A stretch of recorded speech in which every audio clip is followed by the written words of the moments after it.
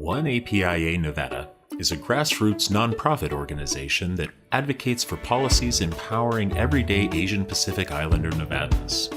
Nevada is home to a growing APIA community, accounting for 1 in 10 voters. We are One APIA Nevada.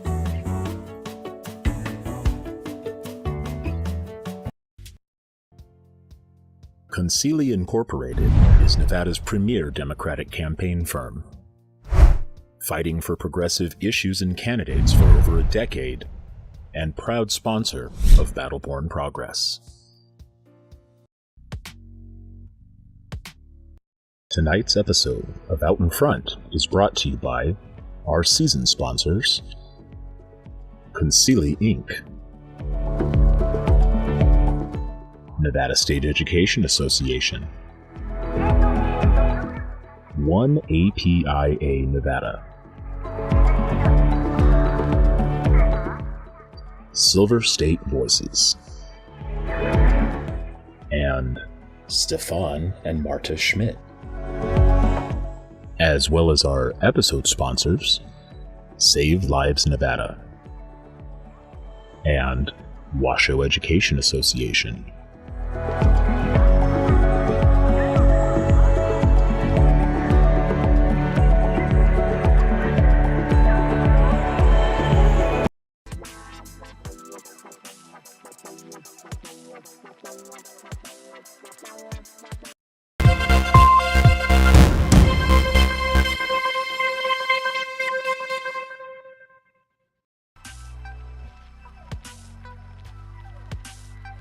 And I'm the Executive Director of Battle-Born Progress. So excited to have you for this very important topic this evening. We are talking all about housing in Nevada and the important piece of legislation that Governor Sisolak signed this week and is bringing forward to help improve our housing crisis all across the state. We have some local experts from both ends of the state who are going to be discussing this important piece of legislation with us, and we are so excited to have our returning guest, Christine Saunders with the Progressive Leadership Alliance of Nevada. You often see her coming out and being dragged out in front of the legislative building with me when we are held hostage during the Nevada legislature. Christine is up in Reno, so she's going to talk about that. We also have Lily Baran. She is the program associate with the ACLU of Nevada. Lily is one of my fellow troublemakers and is awesome. We get to work together all the time at the ACLU. And then we have new guest, Andy Romero. He is the housing justice organizer with Make the Road Nevada, one of our fabulous partners here in Southern Nevada. So excited to have you all. Thank you all for joining us to talk about this important piece of legislation that is moving now this week. There was a special announcement that the governor and Senator Cannizzaro made today about the money that's moving for housing. It's a great start to start addressing this crisis that is happening all around the state. So Christine, I want to start with you. How has housing been impacted in Northern Nevada during the pandemic? And what have we been seeing as activists around the state? Yeah, I think one of the things that we've been saying is that we were in a housing crisis far before the pandemic hit us, particularly up here in Northern Nevada, where the population has been increasing rapidly over the last few years. And the pandemic only just exacerbated some of the things we've seen, which were rapidly rising rents, unaffordable rents for new buildings that are being built. We've seen the supply of affordable housing rapidly decrease, and we've seen landlords taking advantage of the situation by doing things like taking multiple applications for one single unit or charging all sorts of other things since they can get away with it in this market. So talk to us about, some of the stuff that we tried to work on last session and what has happened since last session. Maybe give us a little bit of a history lesson. I think that's an important place to start. I know people have been begging for relief on this issue all around the state, like you said, for years. And this is not something that's new, even, right before the pandemic. We've had a housing crisis in Nevada since when I bought my house in 2009. And it goes in ebbs and flows in Nevada, but there's always been a problem with affordable housing in the state and accessing affordable housing. So give us kind of that recent history. What happened during the session last session? what happened at Interim Finance Committee last week, and kind of catch us up on all of that. Yeah, first I'll start off by mentioning that all of the groups on here today were members of a coalition called the Nevada Housing Justice Alliance. And we kind of formed coming out of the 2019 legislative session, thinking that there needed to be a space for more organizing of tenants to be represented in that building to talk about issues that tenants and renters were facing in the state. And we were getting ready to gear up for the 2021 legislative session when the pandemic hit. And so what our coalition actually did rapidly at the beginning was organizing around an eviction moratorium and having Sisolak put in place that statewide eviction moratorium and making sure that folks knew the resources available to them in that process. We went into the 2021 legislative session with a number of priorities, things that would have created like a landlord registry, potentially banning summary evictions. While many of our policies did not move forward, there were some important COVID-related ones that passed. One was the automatic sealing of COVID-related evictions, so that's not on anybody's renting history when they're trying to get a new place. And another was what they called a glide path out of the eviction moratorium, and it made it so that folks had an opportunity to use, say that they were waiting on rental assistance to hold an eviction process from moving forward. Because we know that folks accessing the CHAPS or rental assistance program took a really long time based on the need throughout the state. Since then, the Interim Finance Committee has been talking about what to do with all this extra money that has come into the state. So we've had the American Rescue Plan money, the CARES Act money, and this past week, there was an allocation at the IOC of $250 million towards affordable housing in the state. And this is the first half of what the governor put out in his State of the State earlier this year of an investment of $500 million. And it's going to cover things like rehabbing current affordable units, building more affordable units, helping with home ownership opportunities. And I really appreciated that the director of the housing division said during the hearing when asked, like, should we be doing one or the other, that right now we really need to be doing both, and like we need to take every step possible in every avenue to address our housing crisis, because one small solution isn't going to fix us. Thank you for that history lesson, Christine. All right, Lily, I want to come to you. So let's just talk about like the realities of the housing crisis in Nevada right now. Approximately how much has just rent, I'm not talking about mortgages, I'm not talking about people buying homes, just rent alone. How much has rent increased in Nevada during this pandemic? Well, rent during this pandemic since 2020 has increased by 30%. So what that means right now is that you have to make more than $50,000 a year to afford a one-bedroom apartment rent, respectively, in anywhere in Nevada right now. In Reno, it's a little bit higher also at this moment, but negligibly, it's still just way too high. And what are the activists who you're speaking to? What are they, or people in the community, what are they feeling right now? What are the things you're hearing about when you're talking to community members about this situation? Yeah, people are really in the worst position they've ever been. And it's really important to understand that housing is the first step to all of the floodgates of all of these other issues, health issues, educational barriers, everything like that. But people want rent control the most. That's what I'm hearing the most. People want rent control. Tenants want rights. There needs to be a cap on the amount that a landlord can charge to put a roof over your head. Right now, it is a big buyer's market. So if you're fortunate enough to make money during the pandemic, which unfortunately a lot of people did, some people made more money than ever, and they used that opportunity to hoard homes that people need. And so there's no inventory for folks to find a place to be in the first place. And salary is also extremely low. Wages have not risen the way that rent has. So it's just not affordable.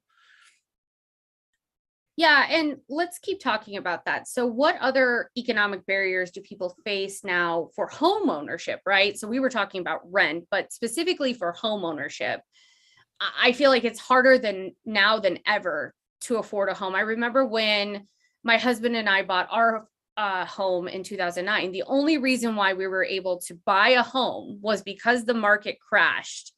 And we had been saving for so long to be able to move in to a house if the opportunity ever presented itself. But I remember talking to my dad about it, and he said, oh, you'll probably never be able to own a home. This was before the market crashed, because home prices are so expensive. And it's not like when my mom and dad bought their house, right?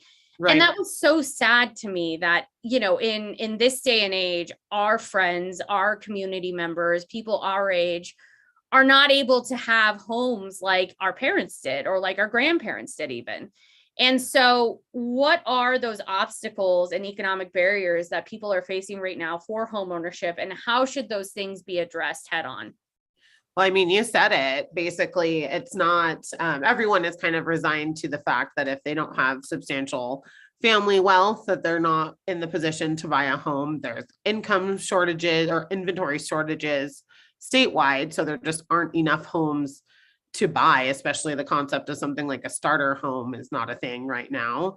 And it's so expensive to purchase one that some people are buying outside of, the major city areas, but there's a lack of infrastructure in those areas. So they're not able to get to work or find a school that's close enough. Not everyone has a car, and some people need public transportation, and you want to be closer to a grocery store if you don't have if you don't have a car or anything like that. So it really poses a huge issue. And some of the things that could be done are like the investment the governor's office is making, and that's why that's so historic and helpful. We could have some more regulation around people who are able to accumulate homes, and landlords who are really exacerbating the issue by capitalizing on poverty. And Lily, one more question. I'm going to move to Andy really quickly. How will the governor's provisions in this legislation, how will that help potential new homeowners or people who have to pay rent? How is this going to help real Nevadans every single day? And if others want to jump in on this as well, what are some of the provisions that are really going to help us move Nevada forward on this path? I mean, like Christine mentioned, a really good point is investing in homes that just need to be brought up to code. There's a bunch of things that are blighted, and areas that we like to use the word blight, when we can invest in places that can be rehabilitated for people to live that are in more central areas. It's really, really helpful. Also helping with rental assistance and more building of smaller housing complexes instead of just single family units. And hopefully some more infrastructure when it comes to the unsheltered population as well. Yeah, and we're going to get to that in just a second, because that's really important. Christine, anything else you want to add on some of the ways that this bill will also help address the crisis that Nevadans and really all Americans are going through, but we're really seeing kind of these devastating effects here in Nevada? Yeah, I think Lily mentioned it earlier too. This is really going to address some of the supply and affordability side of things. But we really want to make sure that the legislature or local governments take action on some of the issues that tenants are facing right now too, because it's going to take us a while to build more units. And I don't think we can wait for all of these new units to be built to take action. And so while this is historic and a really important thing that Lily and I sat through that meeting in person last week, nice to be back down in Carson City together with everyone. There's a whole lot more that can be done to help people in this very moment. Absolutely. Yeah, this is absolutely just a start, and it's a good start, and we're very excited about it and thankful specifically to the Governor Sisolak, for putting this in place. And we're really happy that he moved this forward with some of the legislators. But yeah, definitely there's more that we're going to have to do to keep this moving. Andy, I want to come to you. Welcome to the show. Thank you for joining us. So great to have you. So I want to bring you in. You're here in Southern Nevada with me. Lily and Christine are seeing this up in Northern Nevada. You know, what are your members at Make the Road seeing right now? And what is some of the feedback that you're hearing from your members down here in Southern Nevada, especially in the Latino community? Yes, thank you for having me, first most. From being on the ground, it seems like a lot of just feel stuck or not supported. Not a lot of the experience they hear is just they're stuck in a rock in a hard place when it comes to renting or finding first-time buyers. You know, they move into these properties, then the rent gets increased within the year, next 2 years. They're forced to relocate, and same situation happens over and over again. So it's just a full circle of just no way out. And then specifically with the immigrants, you know, they don't really know resources when it comes to first-time buyers and things like that. So they just really feel like they are in the outs of it. There's no resources. And by me being in the street, providing these resources and information to that really provides hope and gets the voice out there for them to use their voice to be heard. A lot of the things that I also hear on the streets is just being taken advantage of. You know, as an immigrant, you know, they know that they be asked to pay maybe more or extra, things like that. So there's a lot of concerns and scared as far as immigrants, mostly just because they just feel like there's no protections when it comes to staying in their homes, being evicted, or increase of rent. Yeah, I know that's something that's scary that we've heard a lot about as well as we've been kind of navigating the pandemic. But even before that, we were hearing these stories of people being evicted and treated poorly and things like that. So, you know, how does rent in Nevada compare to other states right now? And what are you all seeing when it comes to housing? Yes, well, as we see, I mean, it's been happening, you know, past this. Rent here in Nevada alone has increased 22% last year.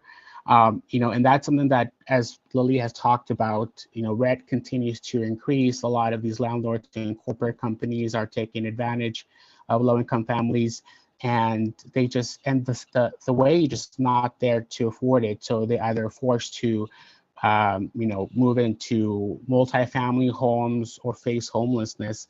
And that's something that, you know, like it happens in every state, but specifically here in Nevada, the resources are just not here when it comes to finding either rent assistance or actually even a location for homelessness. I deal with people, I talk to them every day, you know, when they scare they're going to be homeless in the next few weeks because they just simply know when to reach out to or call.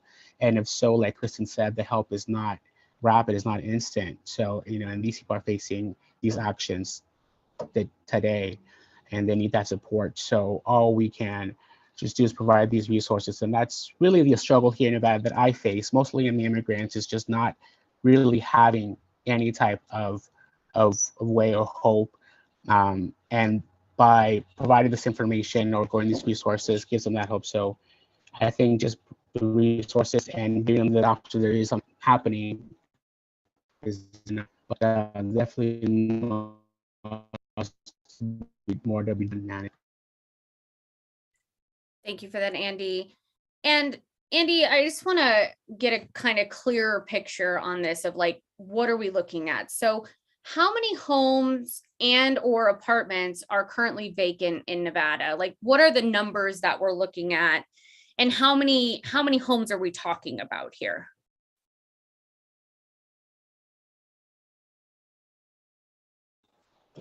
Yes.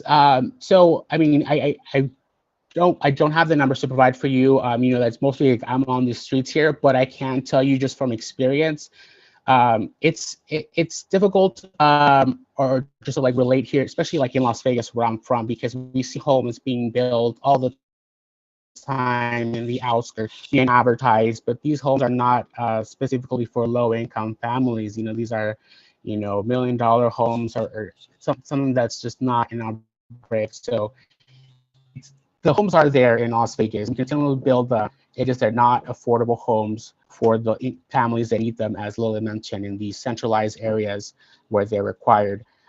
That's really the issue. So the homes are there. There's vacant properties. It's just that they can't afford, the people that need them can't afford them. Absolutely. And when it comes to, immigrant populations or the Latino community, Andy, what do you think this bill is going to mean to them? And how do you think this is going to impact them?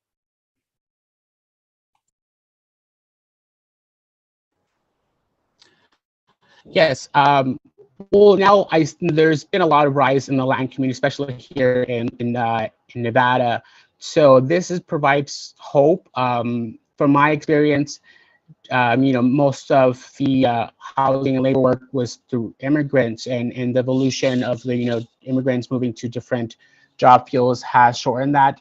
But I think for me, it provides that hope of that they are able to go that path. Is just the resources need to be there.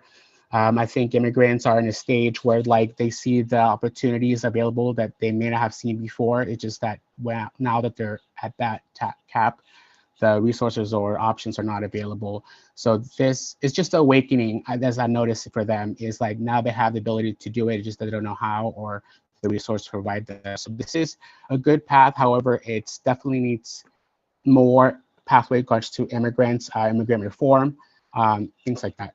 Absolutely. Thank you for that. And Lily, I'm going to come back to you. I think you have the stat. So how many homes or apartments are vacant in Nevada, at least over the last year? 167,564. And so what does that mean for Nevadans, right? So there's all these empty houses, but people can't move into them, right? So what does that actually look like in the context of affordable housing, accessible housing, things like that? So that would be something that would be an easy win, a really low hanging fruit, fix the existing homes. That takes much less time than building homes. Very easy win. I think that I would be kicking myself if I didn't mention again how the greed is the biggest issue. Developers want to make money. It's very easy to make money in Nevada. People want to move to Nevada because of our tax laws. So unfortunately, not everyone is a good neighbor, and these are not the kinds of people who, are taking their shopping cart back to the stall, which is the way that I judge people. These people are in it for number one, and they're going to keep capitalizing on any loophole. So it's really important that we are a strong voice to legislators about what we want to see. We cannot just be like, oh, good, the investment happened. We trust that you'll do the right thing, because that did not happen the first time. Absolutely. So Christina, I want to bring you back in, because obviously the stuff that the governor, or the legislation that the governor moved forward this week, has been awesome, and we're so excited about it. But there's other stuff that we need to be doing, maybe at the local level or at the county levels, right? This isn't just a state issue. Local municipalities actually need to be addressing this head on as well. So we've recently seen some local governments discussing the cost of housing in their communities. Do you think they will also take action too? And what do you think that might look like? Yeah, I think one of the things that's different about Nevada is that we're what's called a Dillon's rule state. And this means that local governments only have the authority to take action on issues that the legislature has explicitly granted them the authority to do.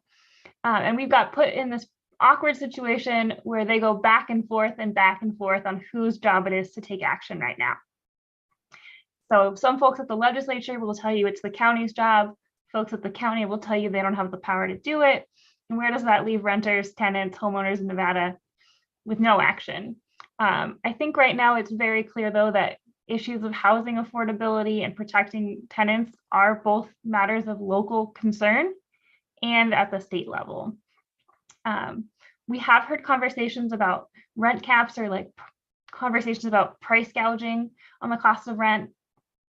But there are a whole lot more options to take. So We could look at things like banning absurd fees or limiting them from landlords. We've heard folks who get microwave fees, light bulb replacement fees. I mentioned earlier, we also know trying to find a place to rent is really difficult. And so you'll put in multiple $50 application fees over and over and over again, and there goes your first month's rent when a landlord has taken 50 applications for one unit, bringing in just a huge amount of profit. We've seen some other states limit how frequently rent can be raised and by how much. So putting percent caps on that, also saying max once a year. I know Andy mentioned folks were getting rent increases when they had only lived in places for less than a year. And we could also see things like holding bad actor landlords accountable for some of the things they've done. And it's really hard to do that though, because we don't have a good list of who they all are, how much folks are charging. And that's why we tried to put forth like a landlord registry last year so that we could really get a bigger picture of what's going on. I've come up with a whole long list of more. There are tax breaks for landlords who rent affordable units. So there are a lot of options that state and local governments could take right now. And we know that the legislature won't convene though officially until February of 2023. So there's 10 months right now for local governments to do something. And I just want to flag for all the viewers at home, we just got a question in the chat. We're getting a lot of questions. It's awesome. Please keep your questions coming in the chat, whether you're on Facebook, Twitter, YouTube, Twitch, any of the platforms. Put your questions in the chat. Our team will get them over to us. We want to hear from you, and we will get to more questions at the end. But Christine, while I have you, and Andy, Lily, feel free to jump in here as well. Jane has a really good question in the chat that just came in. What's the governor's legislation all about? So I think just a recap for some of the viewers who maybe have joined us midway through this stream, what is this governor's legislation going to do? What's it all about? And when is it going to go into effect, Christine? Yeah, so the Interim Finance Committee, which is the body that exists in our state to make financial decisions between legislative sessions, because we only meet every other year. They had an item last week where they moved a chunk of $250 million specifically to go towards affordable housing resources, that being building new affordable units, rehabbing already existing affordable units, helping with homeowner assistance, making sure that we continue the rental assistance programs.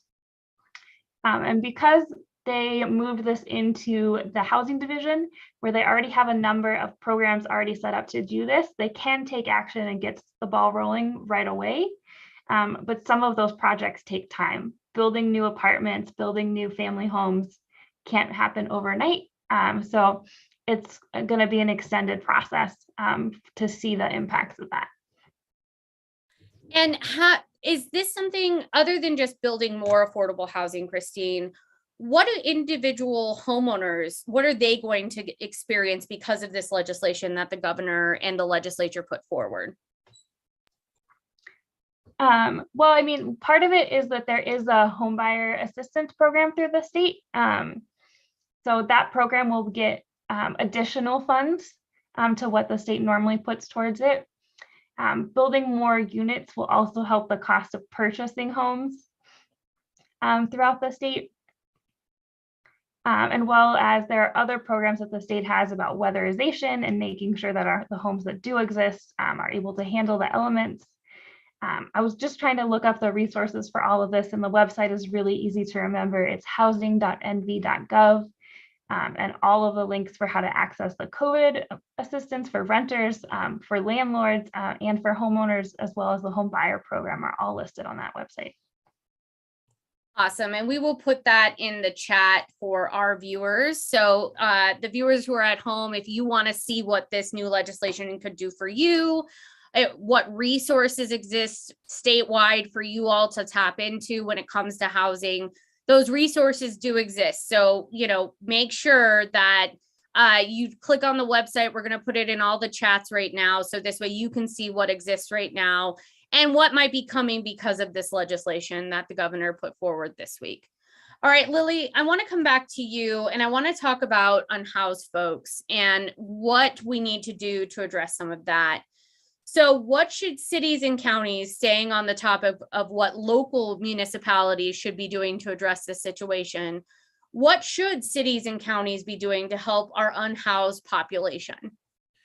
Well, there are so many things that they should be doing that they aren't, which is a better place to be in than trying everything and nothing working.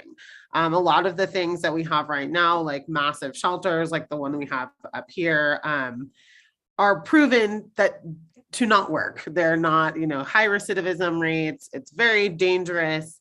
However, people-centered creative ideas do work. And there's so many that we haven't tried. But one of the biggest things is permanent supportive housing for people, healthcare for folks as well, because housing is also healthcare. A lot of people have deteriorate so quickly when you're living outside that they're no longer able to, just walk into an apartment. So we really need people-centered, permanent, supportive, very low and no income housing for the folks that are the most vulnerable. And there are so many interesting things globally that people do to address this issue. It's frustrating because we all have the internet and we're all able to do this research and we're all able to be collaborative and creative about solutions. There are some things like micro homes or co-housing where you have different, you have seniors living with families, so that, maybe the seniors are watching the kids and while other folks are going to work or school, and other people are able to drive seniors to appointments in a way that is community centered. And there are other things to address immediate needs, like Michael Rockowitz had in the 90s, he had this thing called Parasite Housing, which would really help folks in the extreme elements, especially up here. We saw an increase of, over 55 unsheltered people died to prolonged exposure this last year. And that number goes up every year, despite these huge costly interventions like the CARES campus.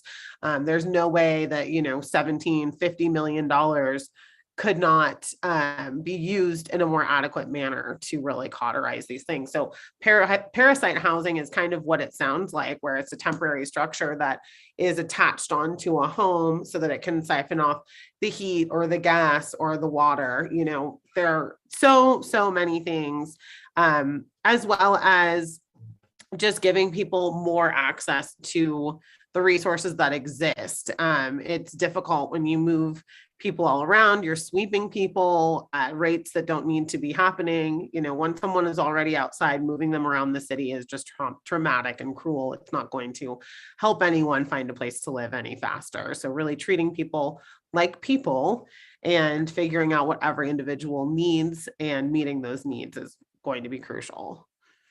So we need to get creative with our solutions. Yeah. And we all need to pitch in. It's important, to think about what is it that you can do. Like this year, we found out that we have a hose spigot in the front. So I'm like, we'll make a sink. Then people can fill their water bottles and wash their hands. And it sounds silly, but if everybody did something like that, or community pantries, in addition to the government doing its job, we would be in a much more stable place.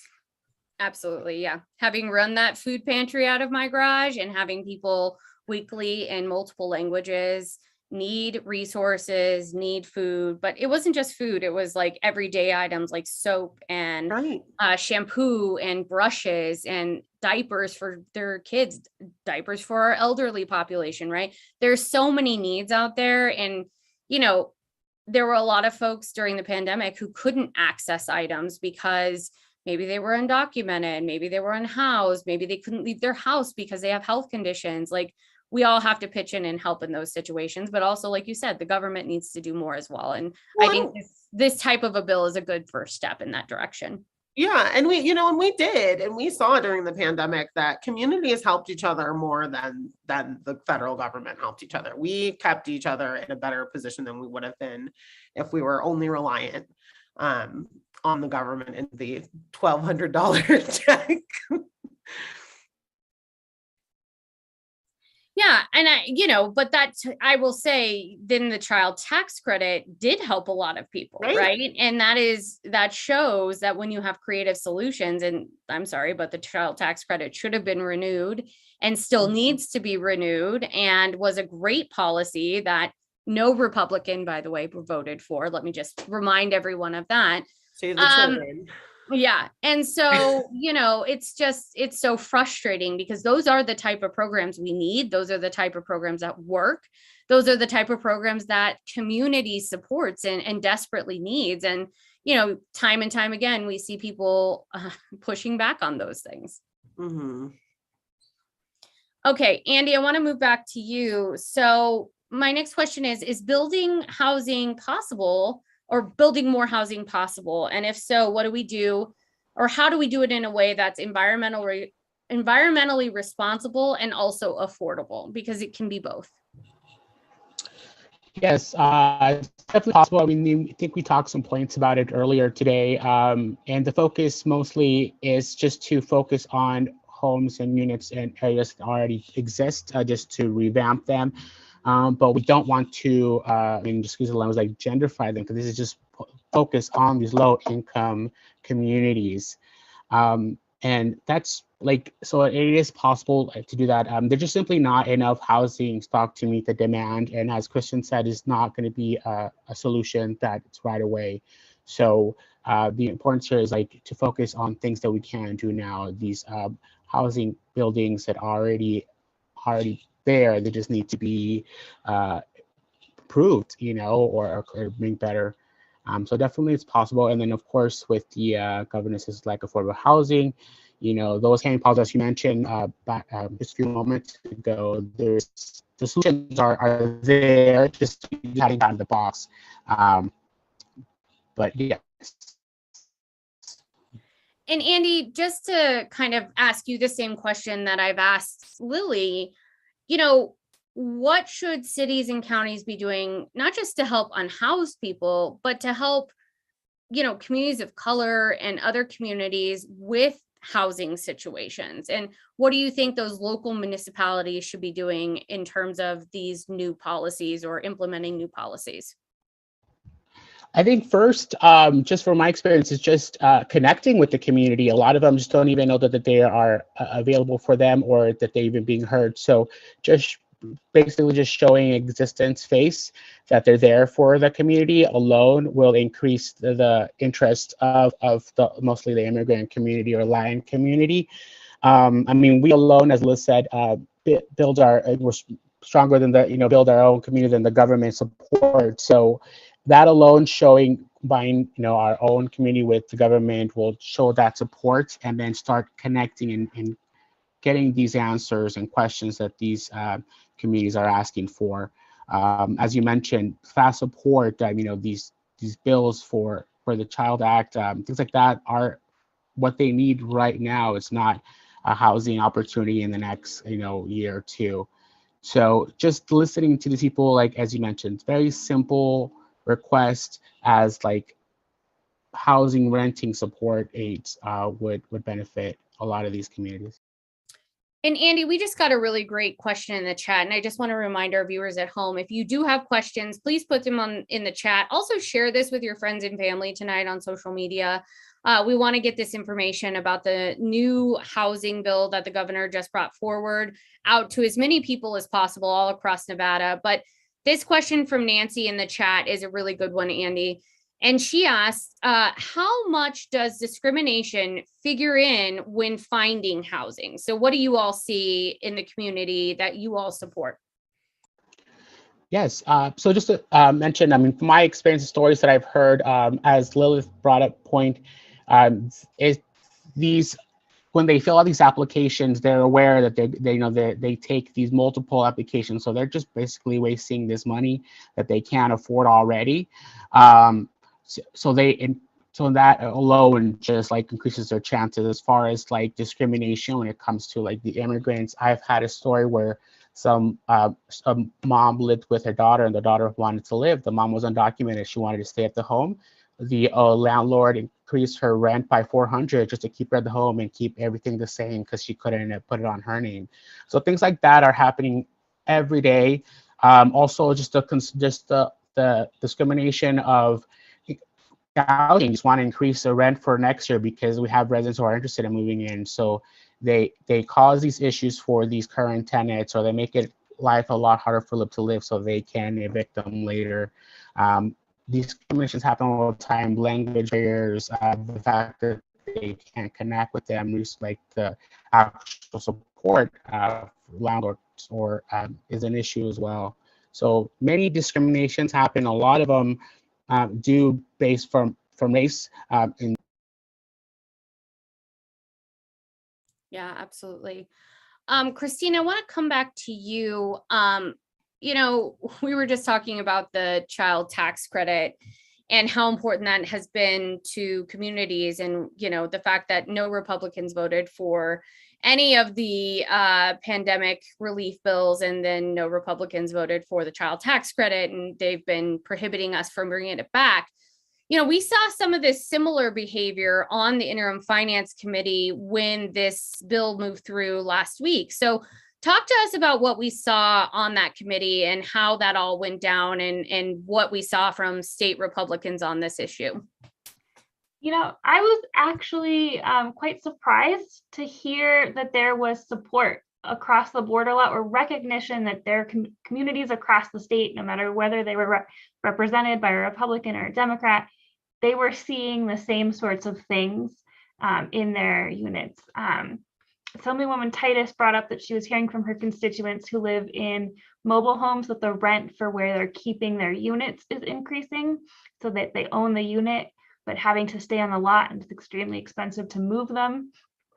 And that was a story I had not heard before, but I think that's very related to some of the things we're hearing about rent increases within like the major cities.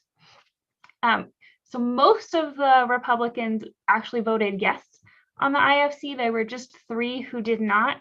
One of them has a history, I think, working with the builders. And then 2 of them were primarily saying that their opposition came from the process. And we heard a lot of concerns about the process during the hearing. But yeah, for the most part, there was overwhelming support that we needed to be doing something. Questions as to what the right thing to do was, where maybe some disagreements, but there was recognition that something needed to be done now by everyone in the state. And I know the Nevada Housing Coalition that we work with as well, we're a part of that coalition, did a lot of work ahead of the hearing and during the hearing. Talk to us about the stories we heard during the hearing and the folks that showed up during the hearing to actually testify. Yeah, I think there were 2 hours of testimony or public comment at the beginning of the meeting, talking about how important affordable housing was from a huge swath of people. Our groups, some of the grassroots advocacy side groups called in, the apartment association called in support, some of the builders called in support, the housing authorities were there in support, some local government officials called in support. So there was a broad range coming from some various different perspectives. And so I think with the partnership of the Housing Coalition and the Nevada Housing Justice Alliance, which I know gets a little confusing, especially since there are Christines in both of them, and there aren't very many Christines in Nevada politics, we were able to really recruit a broad array from the different groups that we all work with. And Maria Teresa actually had a similar question as I did around the Republicans and their behavior on interim finance. But do you feel like legislators overall now get that this is, and regardless of party, right, at this point, do you feel like our legislators, the governor, I think, feels like this is an emergency and is really now taking this seriously and starting to really take action on this issue? Or do we still have more work to do? I think that we're starting to see folks really take this seriously as an emergency. I'm certain that this is like the number one thing they're hearing from their constituents over and over and over again. And since we didn't see a ton of action from it last session, I know that that's what constituents are looking for this next session. And so hoping that the more we continue to have this conversation and bring it up, that we'll be able to work with legislators to put through some impactful pieces of legislation in 2023. Nice, thank you. So let me ask one more question, Christine, in the chat. So we've got a lot of questions in the chat coming in from our viewers. So thank you all for doing those. We're going to keep those questions coming for our panel. So keep them coming in the chat. Dave asks, much of the current rise in housing prices is greed and price gouging. Do you think the government should step in, and how does that, I'm going to add, how would that look for all of you? And I'm going to go to each one of you and ask that question because I think that's a really important question. So Christine, I'll start with you. Absolutely. I think there's no other way to solve this crisis that we're in right now. We've seen states implement rent caps as one option. So setting a limit as to what a unit could be charged at. And the other option that I've seen is rent stabilization policies, or they call them, which would limit how often and how much you could increase the rent by. We've seen that one pass a bit more frequently, but I think while rent control often comes across as like a controversial topic, it is what we're hearing over and over and over again from community members about what they need. Lily, what do you think? Well, I love those suggestions. Another one that we haven't really seen happen here is instituting some kind of fine on properties that are left idle for more than a certain amount of time, like 3 or 5 months. For instance, there's a 8-unit studio apartments directly across the street from my house, and they've been vacant and remodeled for 5 months. And people come and look at them every day, and there are people sleeping outside of them every day, but no one inside. So that's one thing that can happen. Also, property management companies and profit-seeking institutions like that, with more than a certain amount of units, should be, maybe encouraged to forfeit some of that inventory, and if not, have a transference and compensation to the community at large of that kind of inventory. And I know that sounds insane, but it's also insane to buy 50 homes that you're not going to live in and rent them for extreme prices. Andy, same question for you. Yes, I agree with all these solutions. On top of that, briefly, what Christine mentioned is to also some regulations on these corporate companies and landlords limiting acceptance applications. It's crazy to see a lot of this. What I hear is they are accepting these multiple applications, knowing that they're not going to accept, and just taking all these the money and never giving the opportunity for them to even rent the home. So definitely putting some limits and regulations for these corporate companies so they won't be charging additional fees, crazy fees that don't need to be existed. Absolutely. Okay, Christine, I'm going to come back to you for this next one because I think this is an important question. Last session, we dealt with a lot of nonsense from people like, the apartment association and various other associations or groups that maybe don't always have actual human beings as like their best interest. So how do we, this is a question from Will, how do we neutralize opposition to housing justice measures that focus on the impact to, quote, mom and pops? We heard a lot about that in the last session. The mom and pop landlords, do these attacks really have basis in reality? So Christine, you want to talk about what we saw last session around that? Yeah, I think, we often come back to this mom and pop landlord conversation, but like Lily mentioned earlier, there are corporations that come in and purchase 50 or more units, folks that do not live in the state of Nevada, who are the owners of these. In fact, a lot of the mom and pop landlords are the most understanding folks. We had a number of landlords call in and say that, the eviction moratorium wasn't a problem for them because they cared about their tenant and making sure that they were able to have a roof over their heads. And so I think we often switch to this like small business mom and pop landlord conversation and don't look at the bigger systemic issues where we're seeing the bigger problems and the bad actors. Yep. Anyone want to add to that, Lily, Andy? Yeah, another thing, I think we could put some pressure on source of income discrimination, which is something we've been talking about too, because now once you're you get the voucher. Now there are landlords who don't want to accept the voucher, and that kind of goes along with what Christine was saying. A true mom and pop landlord doesn't really care where the rent is coming from. They just want the rent. So the practice of discriminating against somebody, how someone lawfully obtains your rent money, is, rooted in racism as well. But not only that, just, classism and just greed. That's right. Okay, this next question, and I think this is important to explain, Christine. I'll start with you, and then we'll go around to Lily and Andy as well if they want to join in. Jane says, BBP and partners are endorsing this allocation of funds. Yes, we are. That even though it could be better, legislation could always be better. So an example, not building new low-income homes, but improving existing low-income housing. So this legislation actually does both. Christine, you want to address that? Yeah, I think it's important to recognize that this money goes to a broad swath of solutions, because we know just one is not enough, and that there is not enough units in the state in the first place. So we do need to build more affordable units, but there is money set aside for units that are in that affordable stage to rehab them so that they maintain the quality standards of living for future generations.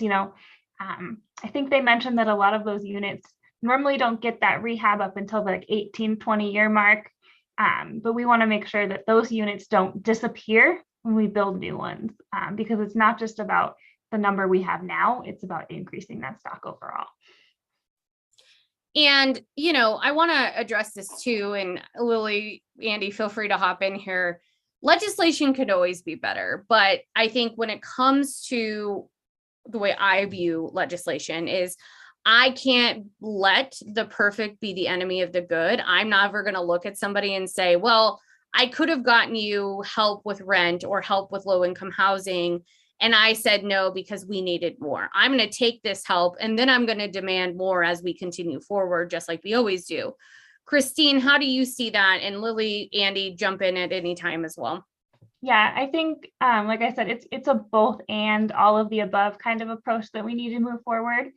And with the way our legislature is set up, there's only so much that the interim finance committee can choose to do. They can allocate the money that's coming in, but if we really want policies like limiting rent increases or banning source of income discrimination, that has to wait until the legislature fully convenes in 2023. So this is, something that we're watching now, but we plan on being there February when they open up in 2023 with legislation proposed on all of those issues, because we need multiple solutions in order to fix the housing crisis we're in right now. Yeah, and like we were talking about, it can't just be the state that's dealing with it. It has to be local governments too. So we have to show up and demand things at the local governments as well. And this piece of legislation the government or the governor did, it's a great first step, but it's truly a first step, and there's more we have to do. Lily, do you want to add into that? Yeah, I think that you're exactly correct. It's going to take every single solution and some that we haven't thought of yet to tackle this problem, because it was a problem long before, as Christine said, before the pandemic. And as far as, starting the process to getting legislators to warm up to these other kinds of improvements is now, so you can start talking to them now. These people are public servants, and people think that, you have to be an expert on the subject to talk about the subject, but directly impacted people are experts on the subject. And I think that pretty much everyone who doesn't own 30 homes right now is directly impacted by the housing crisis. So do the due diligence to write your county commissioners and your city council members and your legislators at a state and federal level to let them know whatever ideas that you might have or what could help you in your situation.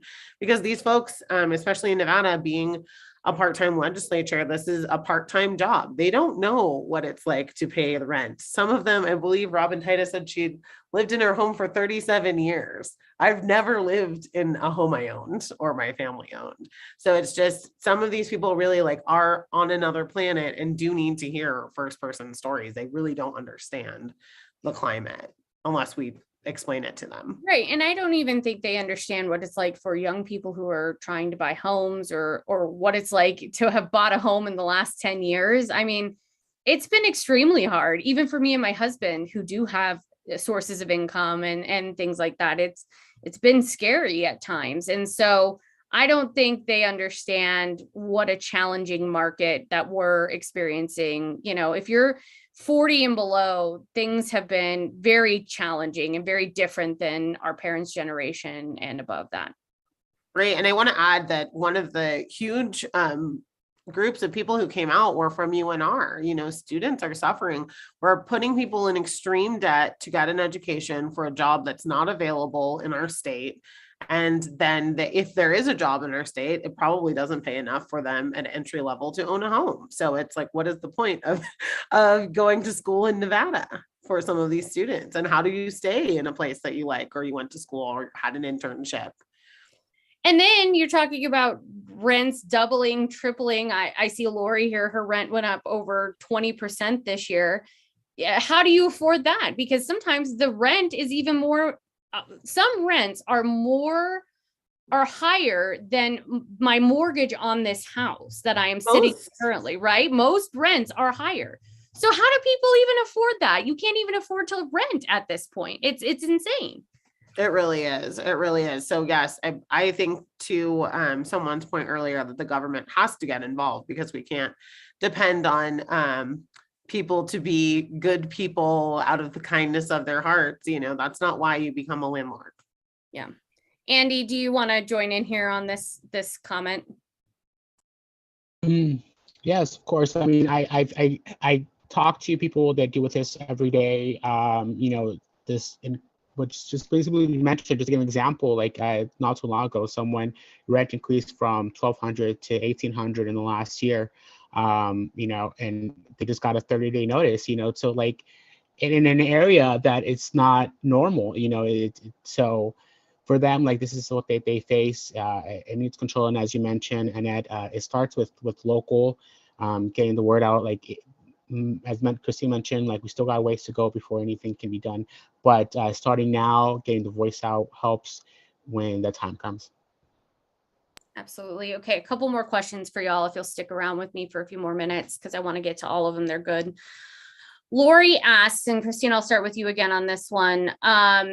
What is the holdup from having rent control? And I know we get this question a lot. Cities like Santa Monica and Beverly Hills have it. You can't increase the rent by more than 3% annually until a new renter moves in.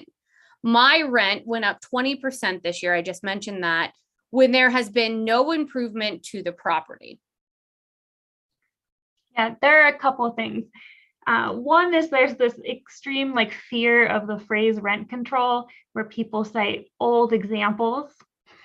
And so just the words in itself really put up a wall for some folks. But mentioning what you said about cities, there is an argument in Nevada of if cities have the authority to do this themselves, or if we would need the state to take action to implement this statewide, or have the state give cities the authority to do this. And so because we're in this dilemma, no one has taken action. So I think the ask though is to your city, to your county commission, and to your state legislature to work on something like this, because someone needs to take action on it now.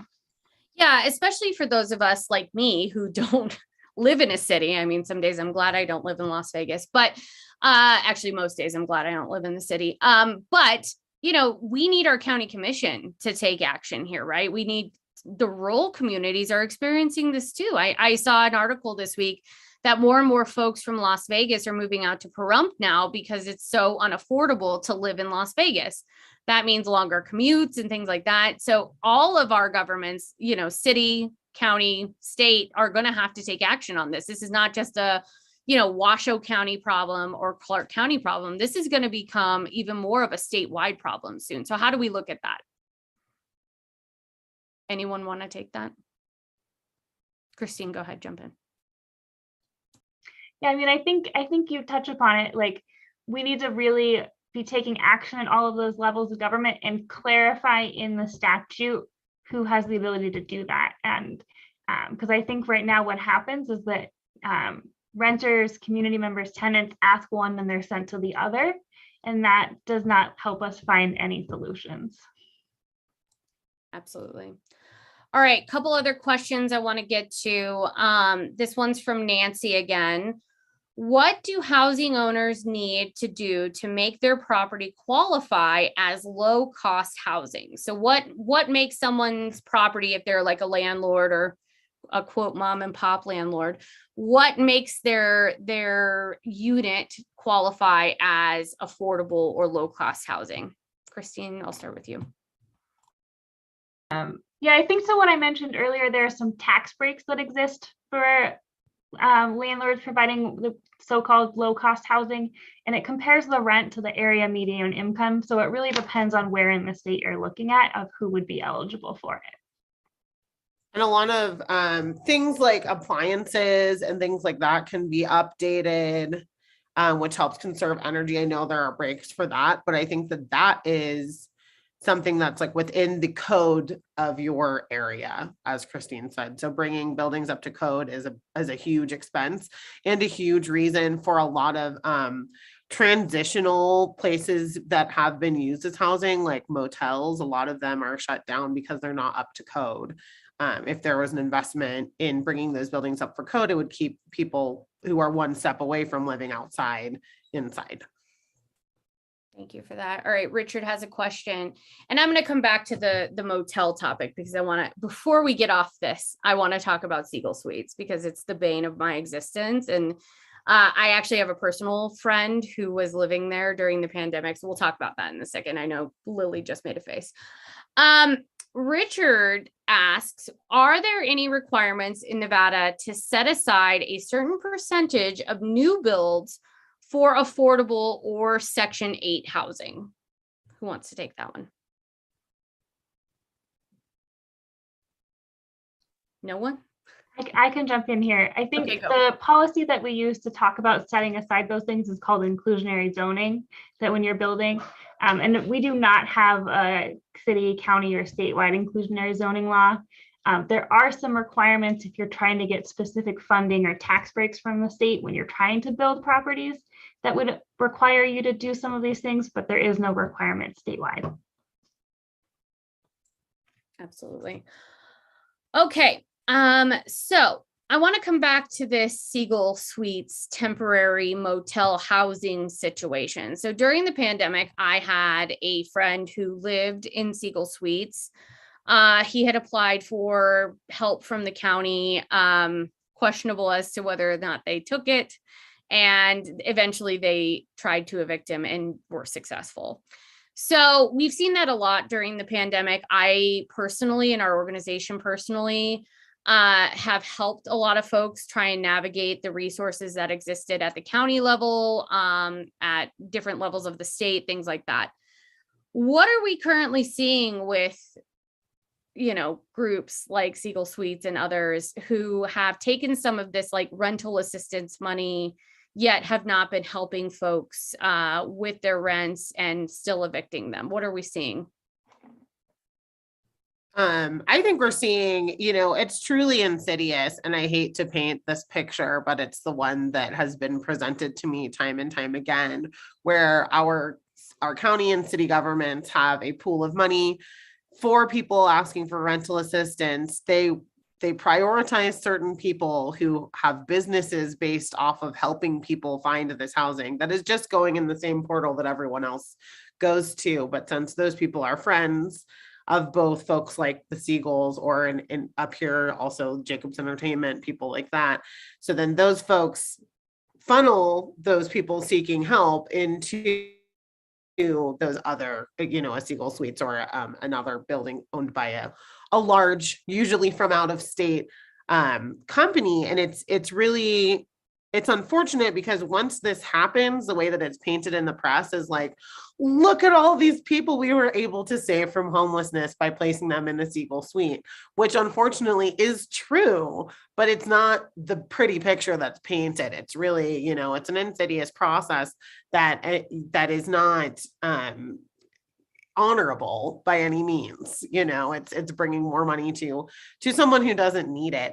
And a while ago, the Jacobs Entertainment, who is a huge group that does this in other states as well, buying huge amounts of property, they were patting themselves on the back, and they're constantly praised by our city and county governments for relocating people. And some of the places that these people were relocated in were so subpar or so harmful that many of those people are dead now. You know, so just because you relocate someone, that doesn't mean that, you know, and now all of their problems are over. It means that sometimes after they get that help, then they are quickly evicted, like your friend or like some other people, or they go to a place that's just not suitable for a family, you know, 6 kids and a mom and dad living in something that's smaller than a studio apartment is not a victory by any stretch of the imagination, you know. So it's important that we hold to light those kinds of celebrations that we see, and the press is very good at painting the picture of, look how great these developers are. They're helping other people find other homes. But the reality is they didn't need to find another home. They just needed the one that they lived in to be brought up to code or be, you know, have help staying in their current home. Thank you for that, Lily. I appreciate it. Because you're 100% right. Yes. Okay. So I want to wrap up. I want to thank you all for joining us. But before we wrap up, I want to get final thoughts on the governor's legislation, what is happening in Nevada around housing, and where we need to go. And, you know, just final thoughts on like the direction we're moving when we move to the 2023 legislature and what we should be doing at county and local levels. So Lily, I'm going to start with you. Where do we go from here? Why is this legislation good, but where do we need to go next? Well, I think from here, we all need to be creative. Like I always say, I think that people are not aware of the fact that, you know, these legislators don't have all of the answers. Your public officials don't have all the answers. They're not a particularly creative group. And I say that as an artist, professional courtesy. This is not a creative group of people. So, you know, proposing any ideas that you have, doing research on what good policy is versus watery policy, and being able to show up to those meetings or write folks when the time comes to vote on them will be really important. And the legislation is great because obviously some of these things will cost money, but it's really important that we don't slow down or assume that it's all in someone else's hands, and that we really hold these people's feet to the fire, make them hear our ideas and what works for our individual communities and neighborhoods, because there are a lot of creative ways that you can mess this up as well, which sometimes people are more creative about. And Lily, how do folks get involved with your good work at the ACLU of Nevada, and also with the Nevada Housing Coalition and the good work that we're all doing on this issue? Yeah, you can follow ACLU NV on social, and that's where basically we'll toggle every conversation, including this one. As far as the Nevada Housing Justice Coalition, same thing. You can follow any of us, and we will constantly, this is what we eat, sleep, and breathe at this point. So I would say just like our personal Twitters and handles will give you pretty updated facts and goings on about the subject. Awesome. Thank you, Lily. Andy, I want to come to you. Same question. You know, why is this legislation that the governor put forward so good? And where do we go from here? And then how do folks get involved with the good work that you all are doing over at Make the Road? Yeah, absolutely. I 100% agree with Lily. It's just keeping the momentum going. You know, this is just the first step. It's a great step, but we need to be heard. Their ideas need to be out there. We don't have the solutions, as Lily said. So just keeping that momentum and allowing yourself to be heard and pushing this issue forward when it's for our next year election is going to be important. I myself am always on the ground. So if you guys want to join Make the Road Nevada with me, we do more than just housing. We have immigrant justice, health equality, and economic justice. Obviously, all of them are combined. I have volunteer opportunities, canvassing, and phone banking. my focus is outreach. So if you want to volunteer or be part of this movement, definitely join me. I will put the link in the comments. Thank you, Andy. And we'll make sure that we get that in the chat for everyone as well. And then last but certainly not least, Christine, talk to us about where you think we go from here and why this is such an important piece of legislation. And also, how do folks get involved with the good work that you all are doing at Plans statewide?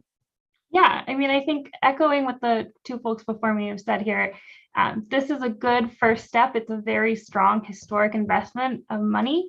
We know that the ARP dollars, CARE dollars are a once in a lifetime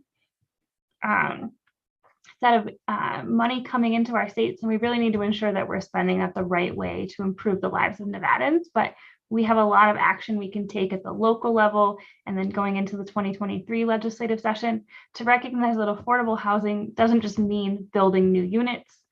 It means taking care of renters. It means taking care of homeowners to ensure that like every Nevadan has access to a safe and affordable roof over their head, and not just waiting for new units to be built. Like we need to take that action right now.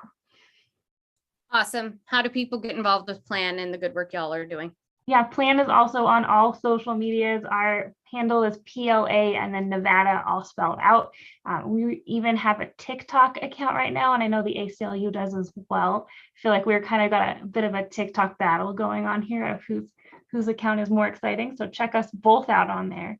Our website also has a link to our mobile ed page where you can sign up to any upcoming event. Awesome. Thank you for that, Christine. And thank you all.